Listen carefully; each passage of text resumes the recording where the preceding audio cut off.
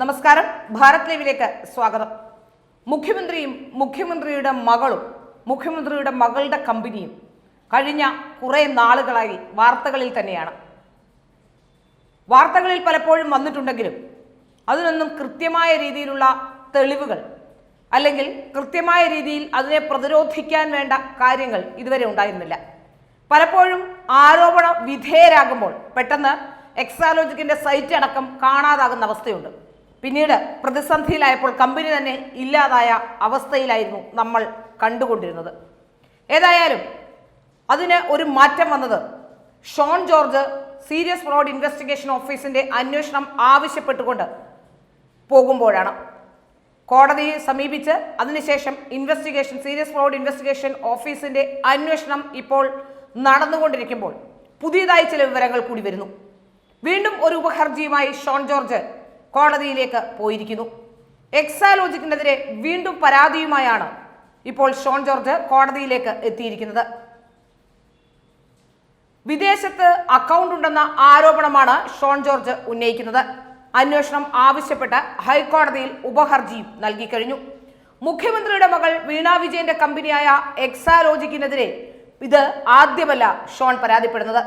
വിദേശത്തും അക്കൗണ്ട് ഉണ്ടെന്ന് ഷോൺ ജോർജ് നേരത്തെയും പറഞ്ഞിരുന്നു. ഈ അക്കൗണ്ടുകളിലേക്ക് കോടികളാണ് എത്തിയതെന്നും അന്വേഷണം വേണമെന്നും ആവശ്യമുന്നയിച്ചാണ് അദ്ദേഹം ഹൈക്കോടതിയിൽ ഇപ്പോൾ ഉപഹർജി സമർപ്പിച്ചത്.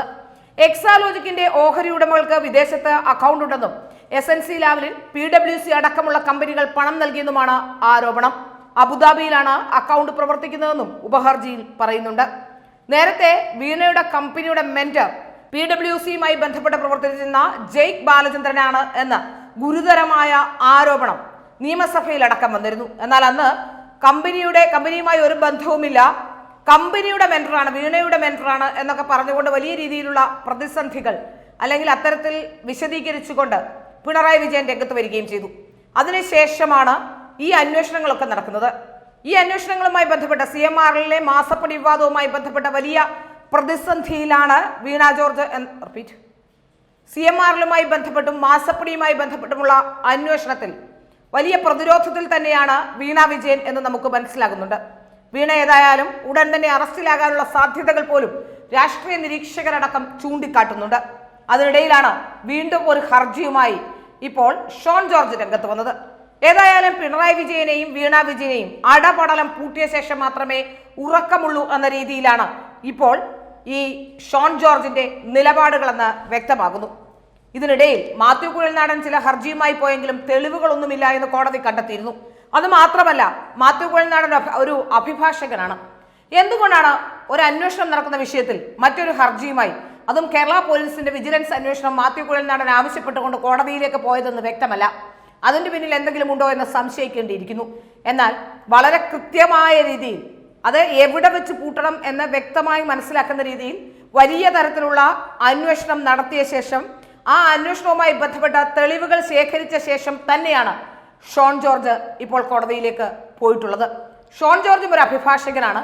പക്ഷേ വളരെ കൃത്യമായി അത് എങ്ങനെയാണോ ലീഗൽ ആക്ഷൻ എടുക്കേണ്ടത് അത് കൃത്യമായി മനസ്സിലാക്കിക്കൊണ്ട് ആണ് ഷോൺ ജോർജിന്റെ നീക്കം. എന്നാൽ സുപ്രീം കോടതിയിൽ അഭിഭാഷകനാണെന്നും കോടികൾ വാങ്ങുന്ന അഭിഭാഷകനാണെന്നൊക്കെ പറയുമ്പോഴും അദ്ദേഹത്തിന്റെ കോടികളെന്ന് ഞാൻ പറഞ്ഞത് അദ്ദേഹം ഉണ്ടാക്കിയ സ്വത്തെല്ലാം അദ്ദേഹം അഭിഭാഷക വൃത്തിയിലൂടെ ഉണ്ടാക്കിയതാണ് എന്നാണ് മാത്യു കുഴൽനാടൻ പറയുന്നത്. ഇങ്ങനെയൊക്കെ പറയുമ്പോൾ അത്ര ഒരു നല്ല അഭിഭാഷകനായിരിക്കണം മാത്യു കുഴൽനാടൻ എന്നാണ് നമുക്ക് മനസ്സിലാക്കാൻ സാധിക്കുന്നത്. അങ്ങനെയെങ്കിൽ എന്തുകൊണ്ടാണ് ഇത്രയും ബാലിശമായ കാര്യങ്ങൾ ഉന്നയിച്ചുകൊണ്ട് മാത്യു കുഴൽനാടൻ വിജിലൻസ് അന്വേഷണത്തിനായി പോയത് എന്ന ചോദ്യം പോലും പ്രസക്തമാവുകയാണ്.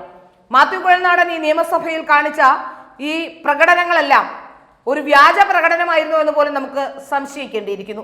അല്ലെങ്കിൽ പിന്നെ ഒരു അന്വേഷണം നടക്കുമ്പോൾ മറ്റൊരു ഏജൻസിയെ കൂടി, അതോ കേരള പോലീസിന്റെ കീഴിലുള്ള വിജിലൻസിലെ കൂടി ഇതിലേക്ക് വലിച്ചിഴയ്ക്കാൻ എന്തിനാണ് മാത്യു കുഴൽനാടൻ ശ്രമിച്ചതെന്ന ചോദ്യം പോലും പ്രസക്തമാവുകയാണ്.